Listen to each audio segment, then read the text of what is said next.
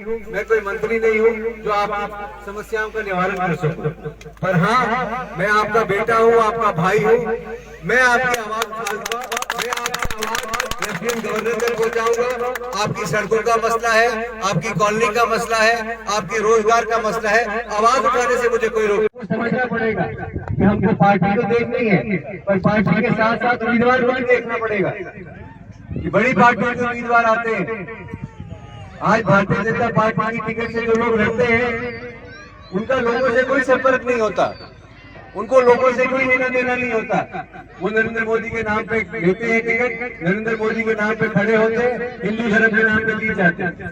हम भी हिंदू हैं, हम भी मंदिर जाते हैं, पर हम नफरत की राजनीति नहीं करते।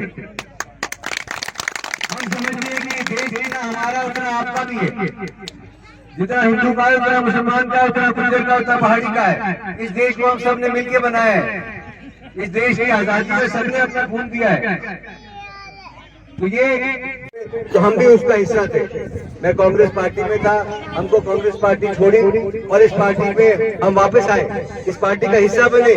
इस पार्टी का हिस्सा इसलिए बने तो हमको एक जब 370 टूटा था उसके बाद जो माहौल था जम्मू कश्मीर में, कोई आगे नहीं आना चाहता था। आप लोगों के मसाइल को लेके अल्ताफ बुखारी साहब और तमाम एजाज खान साहब, चौधरी जुल्फिकार साहब, सब लोगों ने हमने बैठ के मशवरा किया कि लोगों की बात खत्म न की जाएगी। लोगों के मसाइल हैं, लोगों को नौकरी चाहिए, लोगों को काम चाहिए, लोगों को सड़कें चाहिए, तो वो कब तक वजूद में आई जम्मू कश्मीर अपनी पार्टी। आज अल्ताफ साहब ने उसमें बहुत सारे जो वादे हैं जो आम जनता से जुड़े हैं, आम लोगों के लिए किए हैं।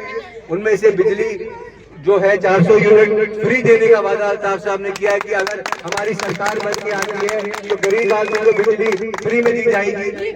अभी आपने पिछले दिनों देखा कि कश्मीर में एक लड़की पे एसिड अटैक हुआ, अल्ताफ बुखारी साहब उसके घर गए और उसका पूरा इलाज का खर्चा जो है वो खुद उठाने का वादा उसके परिवार के साथ किया। आज उस बच्ची का इलाज जो है दिल्ली में हो रहा है।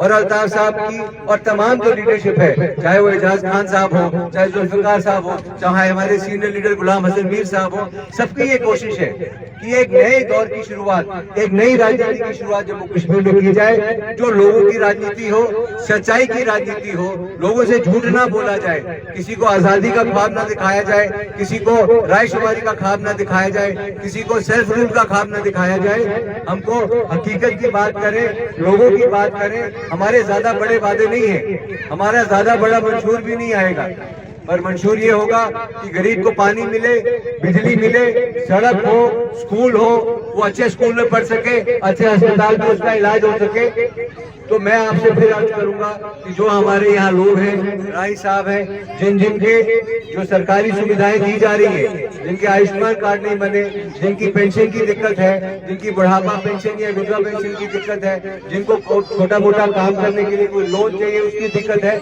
उसके लिए आप हमारे साथ संपर्क करें, हम आपकी मदद करेंगे। जो भी सरकार की स्कीमें चल रही हैं वो खाली भारतीय जनता पार्टी के लोगों के लिए नहीं है, वो आम आवाम के लिए है। वो हमको उसमें पीछे नहीं रहना चाहिए, जो भी स्कीम हो उसका फायदा लेना चाहिए, क्योंकि उसका पैसा हमारी ही जेब से जाता है, हमारे ही भरे हुए टैक्स से वो स्कीमें दी जाती है।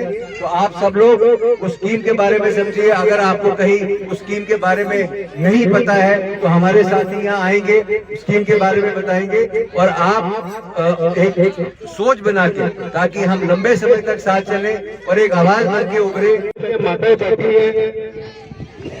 अब ये देखिए कि जम्मू ईस्ट का एरिया ये है, हमारा नगरोटा जो आया हुआ है, कहाँ पे है? मेन सिटी में है। मेन सिटी में है ना, गवर्नमेंट बोलती है तो स्मार्ट सिटी बनाएंगे, स्मार्ट सिटी बनाएंगे। स्मार्ट सिटी की छोड़ो, वहाँ पे एक नाली तली बनाई हुई है यहाँ पे। क्या ये सिटी के अंदर नहीं है? क्या ये गाँव में है? ये बैकवर्ड एरिया में है? तो गवर्नमेंट कहाँ सोची है, क्या सोचती है? हमारे पिछले जो MLA देवेंद्र राणा जी को देख लीजिए, आज वो बोलते हैं जम्मू जम्मू जम्मू। और यार देखो, जहाँ आप MLC रहे हो, जहाँ आप MLA रहे हो, वहाँ क्या किया आपने?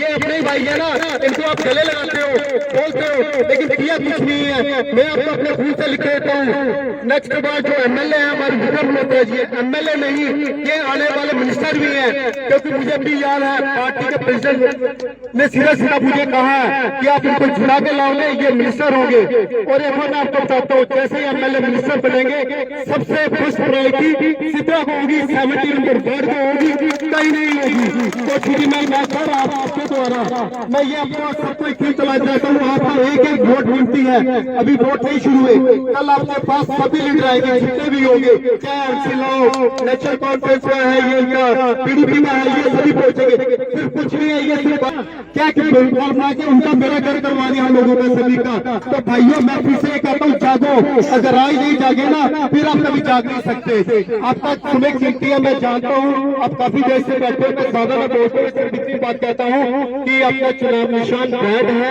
और पार्टी के जो प्रेसिडेंट है और साथ में हमारे भद्र मल्होत्रा जी, आप इनको सपोर्ट करें। मैं चाहता हूँ अगर आज यहाँ 100-200 आदमी है, कल उनमें 500-1000 आदमी होना चाहिए। हमने दिल से सच से इनकी सपोर्ट कर रही है। जय हिंद, जय भारत।